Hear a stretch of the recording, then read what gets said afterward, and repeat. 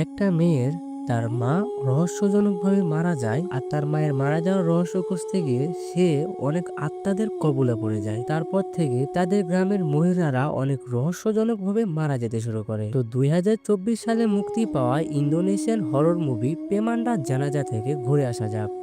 তো মুভির প্রথমে আমাদেরকে এই দুজনকে দেখানো হয়। তো এই মেয়েটির নাম হলো লেলা, আর লেলার মা হলো এই মহিলাটি। তো লেলার মা তাদের গ্রামে যেসব মহিলারা মারা যায় তাদেরকে গোসল করানোর কাজ করে। তো আমরা তো ইসলাম ধর্মের সবাই জানি, কোনো মানুষ যদি মারা যায় তাকে দাফন করানোর আগে তাকে গোসল করানো হয়। তো লেলার মা কিন্তু এই গোসল করানোর কাজটাই করে। তো লেলাদের কাছে একটা লাশ আসে। তো এই লাশটাতে পচন ধরে গেছে। তো আসলে এই লাশটা কিন্তু একটা নিখোঁজ হয়ে যাওয়া লাশ ছিল, যা পরবর্তীতে খুঁজে পাওয়া গেছে। আর এই লাশটা এখন লেলাদের কাছে পাঠানো হয়েছে যাতে তাকে জীবনের শেষ গোসল করানো যায়। তো লেলা এই লাশটা দেখে ভীষণ ভয় পাচ্ছিল। আসলে লেলার কিন্তু এই কাজটা মোটেও একদম পছন্দ না, কিন্তু তার মায়ের কিন্তু ইচ্ছা যাতে লেলাও এই কাজটা তার মাধ্যমে শিখতে পারে। তো তারপরের দিন মসজিদের মাইকে ইদা নামক এক মহিলার নাতির মুসলমানের দাওয়াত দেওয়া হয় গ্রামবাসীকে। তো তারপরের দিন লীলা এবং তার মা এবং তার একটা ভাই রয়েছে যার নাম হলো আরিফ। তো লীলা আর তার মা আরিফকে বলতেছিল যে তুমি একটা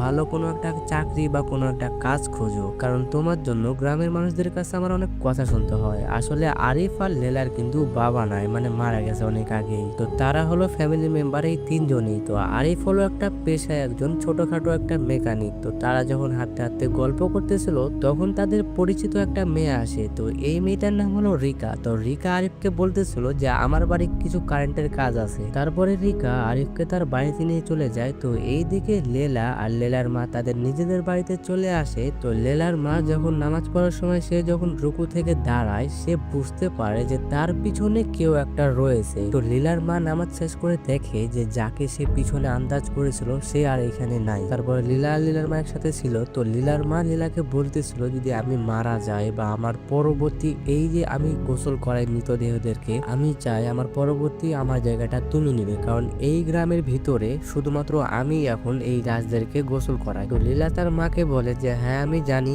আপনি এই কাজটা আপনার মায়ের কাছ থেকে শিখেছেন, কিন্তু আপনি যে আমাকে শিখাতে যাচ্ছেন এইসব কাজ দেখে আমি প্রচুর ভয় পাই আর আমার ইচ্ছাও নেই এই কাজ শেখার। তারপর লেলার মা ইদা নামক এক মহিলার বাড়ি যাওয়ার জন্য প্রস্তুতি নেয়, কারণ ওইখানে একটা মানুষ মারা গেছে আর তার জীবনের শেষ গোসল করানো হবে। তো লেলা তার মাকে বলতেছিল এখন কি না গেলে হয় না, কারণ রাতের বেলায় বৃষ্টি হওয়ার সম্ভাবনা রয়েছে। তো লেলার মা লেলাকে বলে আমি যদি না যাই তাহলে ওই মৃতদেহটাকে গোসল করাবে কে, কারণ এই গ্রামে আমি ছাড়া গোসল করানোর মতন মানুষ আর কেউ নেই। তারপরে লেলার মা চলে যায়